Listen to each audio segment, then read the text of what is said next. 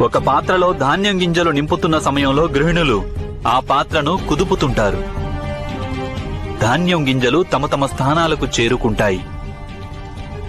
ఏ ధాన్యం గింజ కూరుకుపోతుందో, ఏ ధాన్యం గింజ పైనే ఉంటుందో వాటిలో ఏ అంతరమూ ఉండదు.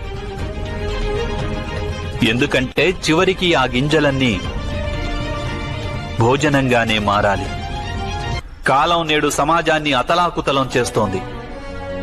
మనుషులు అనే గింజలు తమ తమ స్థానాలకు చేరుకుంటారు. అధర్మం ఏ మనుషులనైతే పైకి తీసుకువస్తుందో కాలం ముందుగా వారినే భక్షిస్తుంది. ధర్మం కొందరు మనుషులను రక్షిస్తుంది కనుక వారి భక్షణ తర్వాత జరుగుతుంది. కాలగర్భంలో ఏదో రోజు అందరూ కరిగిపోవలసిందే. కానీ ముఖ్యమైనది ఒక్కటే, అది ఎప్పుడు, ఏ విధంగా